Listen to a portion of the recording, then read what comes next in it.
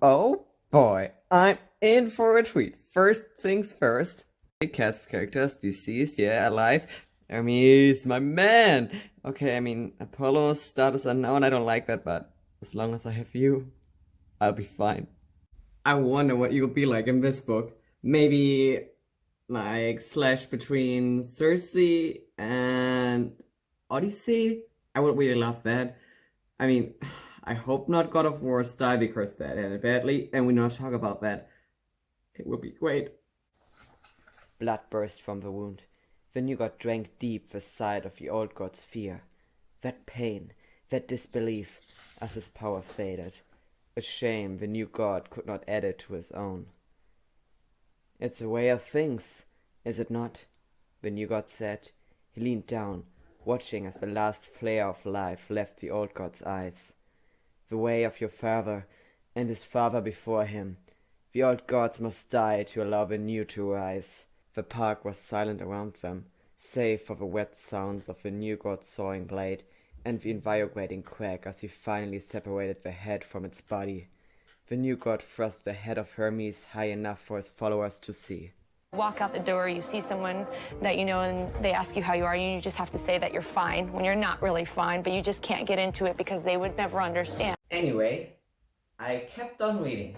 I'm Philip, I'm here to review this book. Alexandra Bracken wrote Lore, came out this year, just a few weeks ago, caught my attention by simply having Greek mythology. I kinda maybe be obsessed with that mythology, so for me it was an ultimate gotta read it. Should you be interested in it? Should you read it? I'm gonna tell you my thoughts, and afterwards you can decide if maybe you want to give this book a try too. To give you a general idea of the story, Zeus decided to punish the gods again. This time, apparently, the gods were acting out. They're kind of like, yeah, we don't want to be forgotten, so let's make the people remember us by killing them, you know. Pretty sensible. Zeus did not like that. Not because killing people is bad, he didn't like it, because they are kind of getting in the way of other gods, and he didn't want to mess with that. So he was like, what's a responsible thing to do? Should I, like, talk to them or set rules? Or should I start something called the Agon, where they all turn mortal every 7 years for 1 week, and like if they get killed during that time, the person who kills them becomes the new god of that. Yeah, that sounds like a good plan. Let's do that. And yeah, basically, that's Zeus great. Yeah, that's how I punish them. And these Agons have been going on for a long time. We have basically a whole organization around that. The descendants of the heroes of the past, you know, the All-Stars, Achilles, Odysseus, Perseus, Cadmus. I have to say, I honestly almost forget about that guy. Maybe I don't like him as much because one of the House of Cadmus became the new Ares and he killed Hermes at the start, so you know, I was already done with that guy. The descendants of heroes have become their own houses, basically, and now every 7 years they have a big battle royale. Who's gonna kill that god? Who's gonna become a new god? They're having all the fun in the world. The old gods are basically all dead. I think I showed you at the beginning. Athena's still alive. Artemis, Hermes for the first 5 minutes. And Apollo, who's that is unknown. I was talking about the different houses. Yeah, they have this contest. They have this stupid rule about being like, yeah, you can become a new god, but only if you're a guy. Like, I guess they don't like female goddesses and they don't like women. They just like the woman in the corner not doing anything active. So they're like, yeah, the leader of the house, who's a guy, can become a new god. And if anyone else does that, that's like really stupid and we kill them. Which brings us to the House of Perseus, where Lore, our main character, comes from. Like a few years ago, one of her ancestors actually became a new Poseidon. But she was a woman, and we can't have that, so you know, you try to kill her, and you try to destroy her whole house. At this point, there was only Lore left and her family. Now, after the last Agon 7 years ago, Lore's entire family was killed, and now only she's left of Perseus. Or like of the house Perseus. Type Maker, the new Poseidon by the way, is still alive, but not really talking to her house because the Perseus also betrayed her in a kind of attempt to be like, yeah, she didn't do that, like we didn't tell her to do that, we agree with you guys, women shouldn't be goddesses. But yeah, in the end they still got slaughtered. Tidemaker's still alive and now doesn't want to talk to the guys who were like, yeah, let's kill her just because she's a woman and she became a goddess. I mean, not like the other new gods are safe. From the house of Heracles, there's only one guy left. He became the new Dionysus and he was like, yeah, what if like my family decides to kill and destroy me? How about I just kill all of them first in like a big slaughter and just be the new Dionysus in peace. So that is our battlefield. On the one hand, we have a few old gods who are left, Athena, Artemis, Apollo, and then we have the new gods who are kind of being dicks. Like, I don't know what Zeus' goal is. Like, these guys who are becoming the new gods, they are like even worse than the old ones. Like, they're just using their power to make money, make their house strong and shit like that. Could have just kept the old gods. I think that's why Zeus is like, yeah, even in the time when you're a god, you can't come up to Olympus, because I'm kind of making all these assholes gods now and I don't want to see them around my place. The book is about Lore, mentioned before, last of Perseus, who meets Athena at the start of the next Agon. Not really what she had in mind. She actually tried to like get out of all of that shit, so Athena showing up in her house bleeding to death was not the sort of thing that helps you with staying out of the Agon. Athena begs for help. Lore actually lets her in, not because she's like, oh my god, Athena, that's such an honor, more because she's like, yeah, you dying out here in front of my house might get me the attention of the other hunters, so come in and maybe die in my house. Eventually, Athena manages to drag Lore back into the game and being like, yeah, you remember your family dying, you know, Rev, the new Ares did that. How about I help you get revenge on him? So now she's stuck with Athena, who's bleeding to death and slowly, like, she's not dying, she still has faster healing, but she still needs, like, medical attention.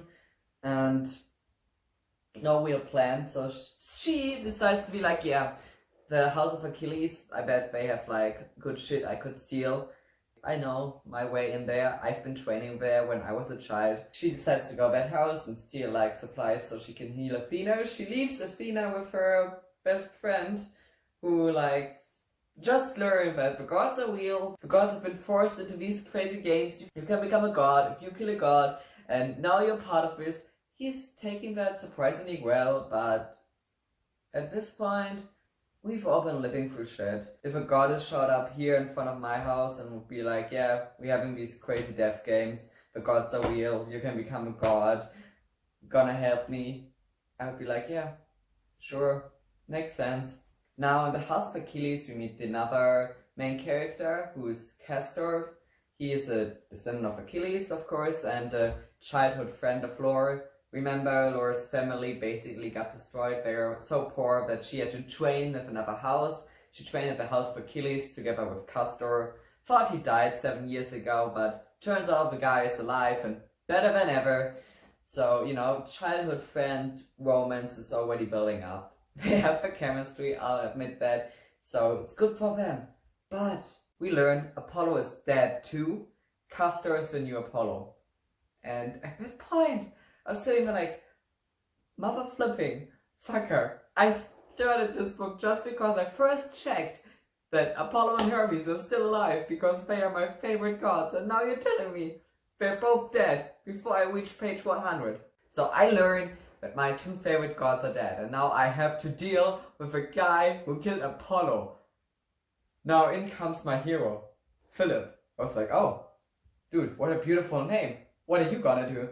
And Philip, who's the head of the house and is kind of against this whole Castor being the new Apollo thing, I was like, yeah, my man, you legend. He decides that he will kill Castor, take control, and become the new Apollo. I gladly curse myself, Philip told him. I will welcome it if it means that this bloodline will survive. You know it, as do I. You are too pathetic to bear the mantle of Apollo, and you will never have the respect of the Achilles. If I know what would become of you, I would have spared us all and smothered you as a boy. I'm like, my man! Like, kind of a bad self-insert because he's the leader of the house, he's a misogynist, he's a dick. He doesn't really want revenge because he loved Apollo. He wants to kill Castor because he's power hungry as fuck. But still, like, that was me at that point. I was like, yeah, Philip's gonna kill him. They have a passage where it's like, oh shit, Philip's gonna kill him. I'm like, yeah, I'm gonna kill him. Sadly, at least then I thought sadly, Philip doesn't kill him. Instead, he gets killed by Artemis, who's now my hero because she's there being like, you killed Apollo, you killed my brother, he was a dick, we fought all the time, but I loved him. Prepare to die. She doesn't get to that point because at that point the whole clan of Cadmus shows up. Apparently the new Ares ref has this great idea of how to stop the Agon. He heard something about new rules and is like, okay, I'm just gonna kill everyone else, and if I'm the last one remaining, I can win this thing. This forces Castor and Laura to flee. Of course, we have to get our main characters together. They may be from different houses, but they're still friends. And she decides to be like, yeah, you know, you have the healing power of Apollo, you come with me, you heal Athena, that sounds like a good plan. Then also helps, he's sort of a messenger of House Achilles. When I saw him, my gator went off. I was like, yeah, that dude is gay. And then I went back and remembered Miles is gay too. And I was like, okay, match made in heaven. Love can come. I really like the representation in this book because they just are allowed to exist. Sometimes when you read a book and they be like, oh yeah, this character, you know what? She's gay. And she has a girlfriend. And we are fine with that. And we love that and we are proud of that. And we are so progressive. I hate when they are like basically just so proud that they are being so progressive. I prefer it when it's just like a natural part of the world because that's what it is. And here it's like, yeah, we are like, that guy is gay. Anyway, on with the plot. And I'm like, yes, thank you. That'd be a normal, natural part of the story. Don't be like, oh my god, this is such a big thing, look at me. So, I'll give points for that. I really like that. Anyway, first at the house, Athena becomes my new main girl because she sees the new Apollo and she goes on like, throwing self-made spear in him. You dare to bring this abomination here into the sanctuary? Athena growled. And I was like, yeah, Athena, now you're my hero. Sadly, she didn't kill him either. Now, at this point, we have 3 characters who try to kill Castor and he's still alive. Lucky bastard. How do we get the plot going after this? We basically have them all sitting together and learn that Ref's plan all comes from new lines of a poem. When this whole Agon thing started, Zeus made a poem for everyone that basically explained the rules, was like, yeah, you kill them with a blade, become a new god every 7 years and all that shit. And now it turns out, wait, maybe we have a kind of wrong translation and there's another prefix to it and a way to end this whole thing. So, you know, there could be a winner that gets to go back to Olympus, be a god forever, and who doesn't have to fight for his life every 7 years. Trick to that is, the inscription to that is on the Aegis. Now, if you don't know what the Aegis is, the Aegis is the sword that like belonged to Zeus but was often wielded by Athena or sometimes even other of his children, of course most often Athena, because Zeus is one of these guys who has a favorite child and who will tell everyone that she's his favorite child. So now the plan is, okay, we need to find the new inscription. Who could know more about it? The guys from Odysseus, right? Odysseus was a nerd. His descendants are nerds. They have all kind of books. They go, bam, to the house of Odysseus, of course. Shenanigans. Ref is already there. Big fight. I have to point out at this point that her writing style made the scenes interesting and fast-paced. This whole thing that felt like a week, it always felt like a continuing fight.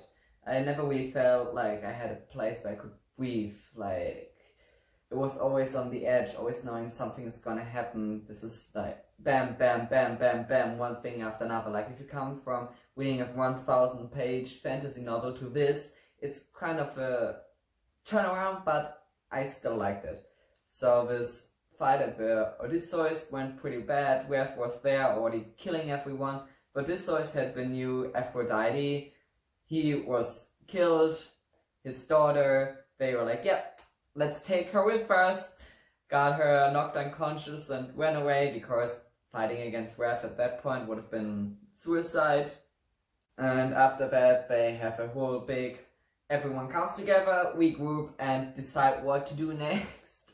There, they learn that Werf has been planning his whole thing for a while now. The inscription really is on the Aegis, and they need to get that. And apparently, only a descendant of Perseus could read the inscription, because this Aegis, every house basically got a nice gift, so they could have it easier. Perseus got the Aegis, so they can only wield it, and only they can read the inscription. So they need to get that, and that's why Werf wants to have lore, so he can have the description read to him. That is, of course, all very nice, but the thing that really got my attention was just a simple drop about the new Dionysus. Reveler, the new Dionysus, decided to work together with Werf, but apparently broke it up, and they're like, yeah, what happened there? And then they just dropped a bomb like, the death of Hermes, then said, Castor sighed. That would do it. Why? Miles asked. They were lovers for decades, Law explained, leaning her good shoulder against the doorframe. They lived it up in the years between the hunts, enjoying themselves at parties, traveling the globe, visiting old relics of the ancient world in museums. Supposedly they managed to steal a few of them back. And I was like, you're telling me Hermes, who I love so much, who died right at the beginning, also had a boyfriend? No, I like him even more, and he's still dead. Like, this is messed up. Kill him and then don't talk about him. Don't make me feel even worse.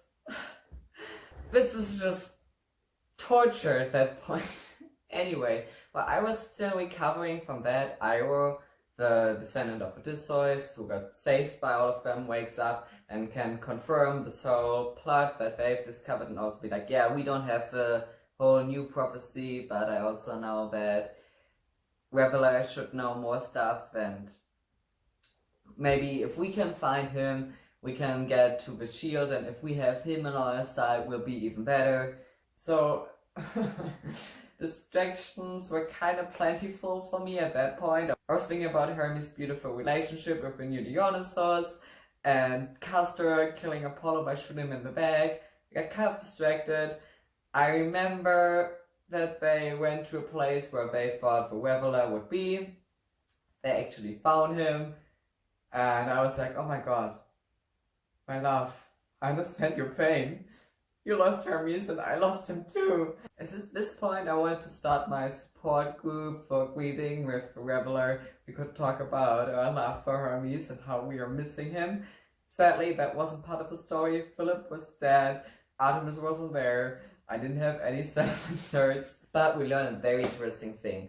After the Reveler and Hermes broke up, Hermes didn't like Werf. He didn't like the new Ares. He didn't want to work with that guy.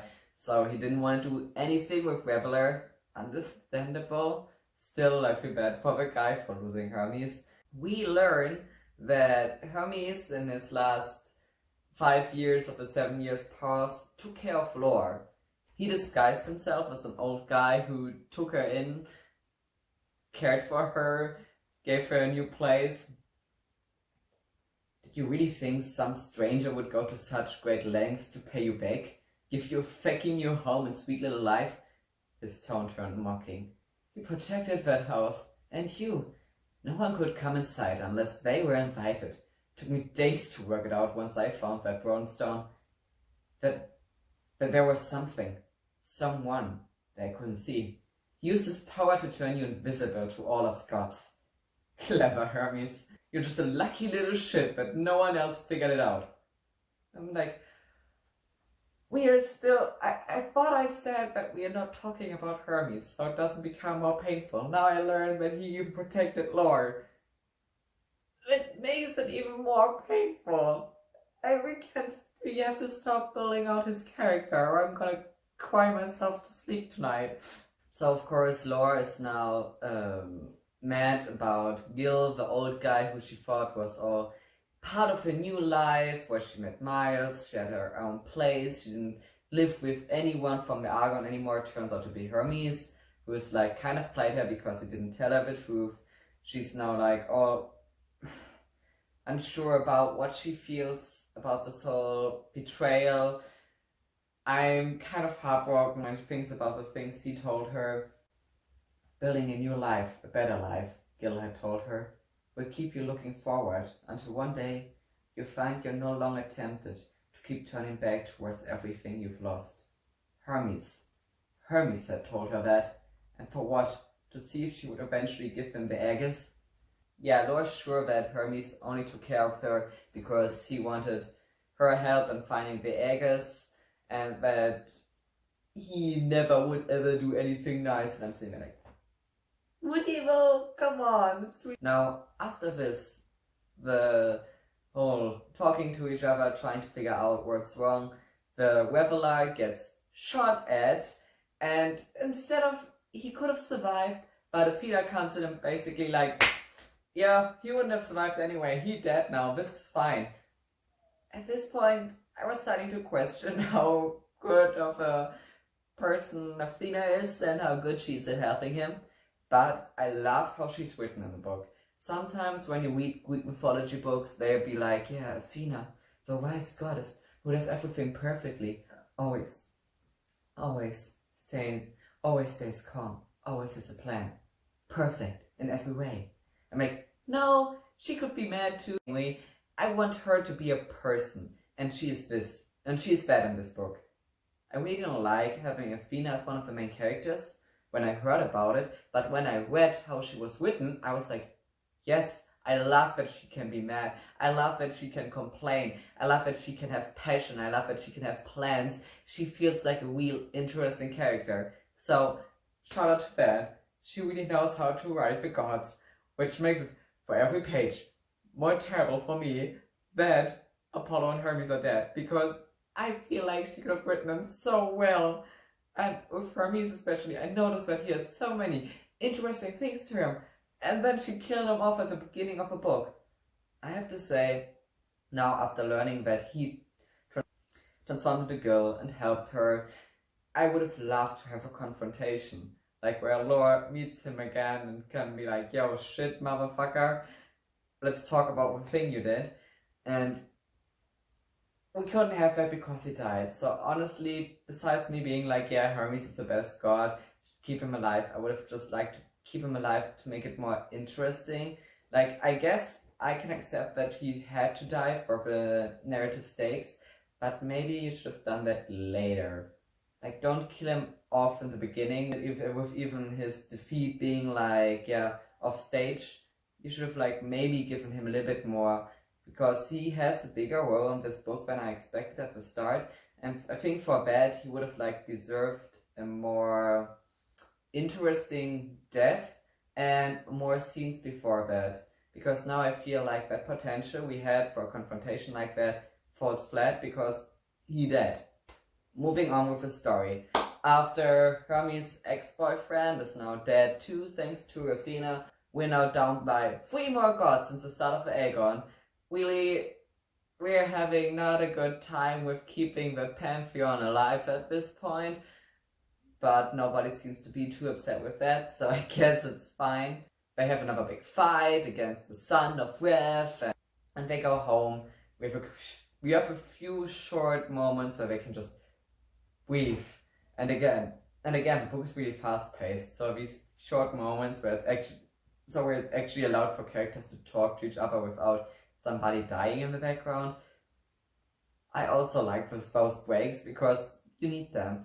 Plus we get a really nice scene between Athena and Lore, where sort of talk about like the role of women here in this society and how Athena could like support that, and how Athena also supports that by how she only had male heroes who she helped in ancient times, and why she would do that, and why she would accept that Zeus basically tells her what to do, and how she could do this horrible evil thing to Medusa.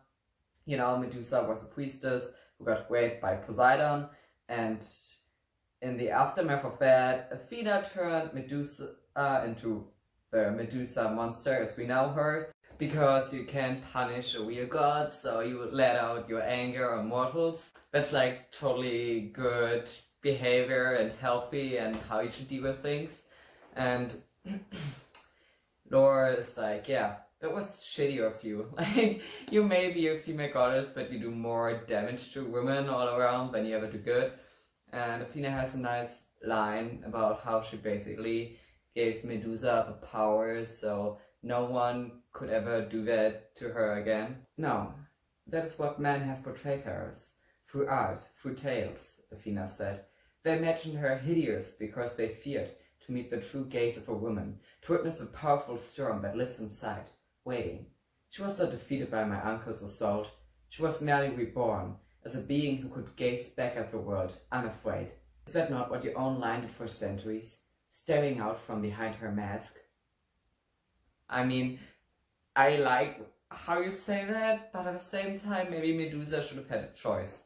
Like, especially if we look at the tale and the things they mention here, okay. If we look at the tale that also her sisters returned, then it's like, overkill, Athena. It's nice that you want to help, but maybe ask for consent. That's the lesson here. Consent matters. However, we don't have much time. Miles has been abducted. He has been helping them the entire time. Van has been like, yeah, maybe we should stop doing that because it's dangerous and he hasn't been trained. And they were like, it's fine, he knows what he's doing. And of course he got kidnapped because that's what happens. And Artemis got him, and now she's laying a trap because she wants to kill Castor. She knows that he must have killed Apollo. He has Apollo's power now. At this point, we've learned that apparently something weird happened. Castor was actually dying. He had cancer. He was sick. He was on his deathbed. You're like, how did you kill a god when you were like a child, 13 years old, on your deathbed? We don't know what happened, so we know something had to be up there. Of course, Artemis doesn't really think about that at this point. Once they confront her, don't move, Castor warned. Please, he wouldn't want you to. If you speak his name, I will tear the tongue from your head, Artemis raged. And I was like, I mean, I know you want to help Castor, but I would be just as mad as her. Like, if I would be in her shoes, I'd be like, yeah, I'll tear your fucking tongue out. You killed Apollo, he's great. However, the whole thing turns into a mess. Like, it gets worse and worse. First, Artemis dies. The guys from House of Odysseus show up, shoot at Castor. There's a whole betrayal thing. Castor survives miraculously, and they're like, what the fuck, why are you not mortal, why are you immortal? Which makes the whole what happened to him thing even bigger. And then we have the main characters need to break up before the climax moment, which I think we didn't really need that. I thought that she was above that sort of thing. I really hate it. I hate it when characters need to break up for attention. I also get why it happens, and Athena has been manipulating her at that point, but I thought Laura would be smarter, especially once she realized, okay, something weird is up with Castor. I don't know what it is, maybe I should stay with him, but she's so fixed on her revenge plan that she's like, yeah, bye Castor, you're weird, and also I'm mad at you for trying to kill him, so it's not just Athena and me now. Shockingly, of course, we get the big Athena betrayed her and she was playing her own game the entire time. Athena kills Tidemaker. So Athena has Laura now alone and separated from all her friends, kills Tidemaker in front of her, and is like, yo, girl, you're stupid. I've been using you the entire time, and you know what about Hermes? And at that point I was saying like, no. Don't give me more reveals about Hermes that will hurt me. She of course gives me more reveals about Hermes that hurt me. Hermes made such an effort, and all of a misplaced sense of guilt. You see, he had traded his sighting of you and the Aegis to keep his lover alive. He knew I had found the false Dionysus' hiding place. And when this hunt began, and I watched Hermes die from a distance, I saw my opportunity. It's like, trying to tell me that Hermes was not only somebody who could laugh, somebody who could be mad, somebody who could feel guilt. How can you just kill him and afterwards tell me how well you wrote him? I'm like, at this point it's not funny anymore. You have to stop that. Athena had stabbed her a few times. We have a part where she's basically on her way down to Hades and she sees the gods who have died, and one of them comes up to her, and of course it's my guide of souls, Hermes. Anyway, Hermes guides her soul basically back to a point where she moves her body as far that she can be found by Castor again, who heals her. And I like how she used Hermes for that scene, because, you know, he was the guide of souls, he brought them to the underworld, and using him in a way where he helps her with the whole underworld thing is nice, keeping in with the original myth. So now we have our main leads back together, we can get a kiss, it can be romantic. I appreciate that childhood friends to lovers went without a love triangle of Castor and Lore are back together, kind of talking, kind of trying to figure out what's happening now. At this point, Castor drops more about what happened to him before he became the new Apollo. Apparently Apollo came up to him when he was like laying there, dying. Last thing he remembers is that Apollo like asked him about his name, and apparently Castor, sweet Castor, was like, yo dude, can I help you? Which is kind of sweet to imagine, that the dying child laying there coming, and a god coming in, bleeding, and also being a god. I really want to hate Castor because what happened, but he's been such a well-written and loving and just kind-hearted person that it's hard for me to keep up all the hatred. Now the final of course arrives with some more big revelations. At this point we have the big climax, big confrontation, classic, oh my god, so many people are gonna get killed, we have to get in there, we have to save some people. Athena is dying, Athena sacrificed herself by letting Lore kill her.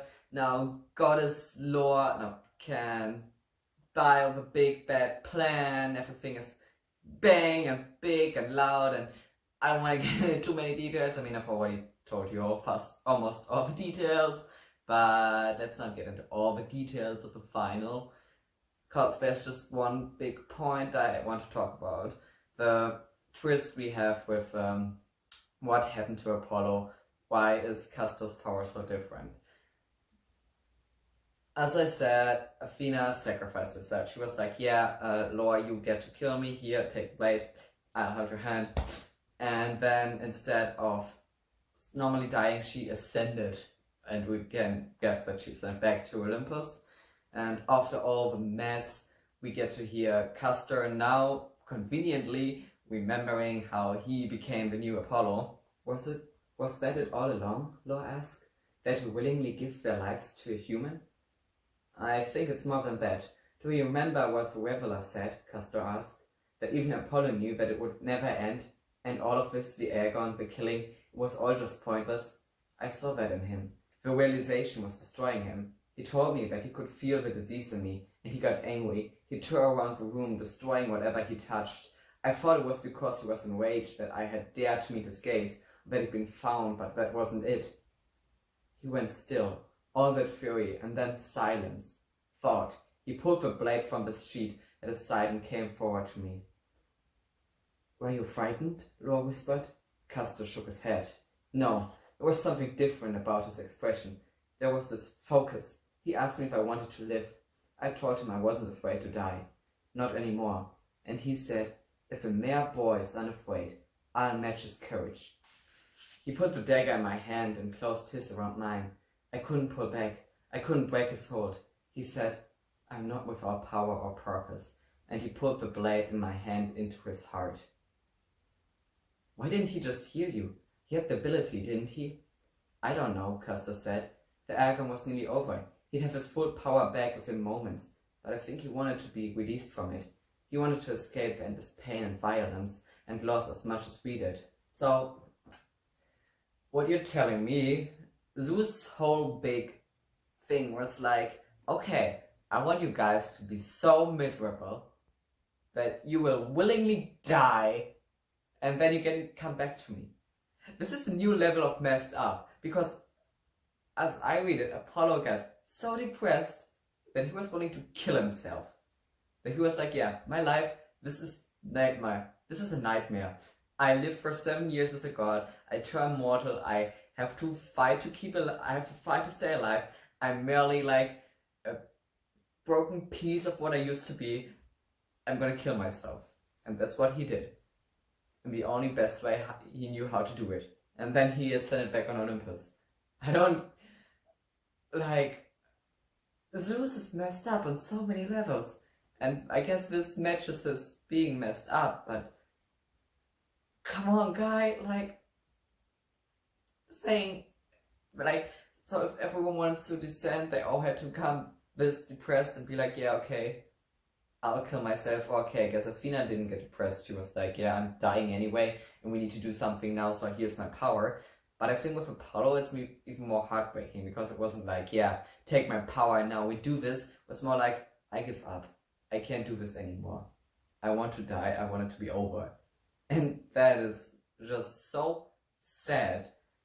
And and the last pages, Lore wonders like, yeah, are the other gods who died still in the dark underworld, or did they also ascend now? And I'm like, I hope so, because if not, this is the saddest ending for the gods ever. So this is Lore. Is it exciting? Yes.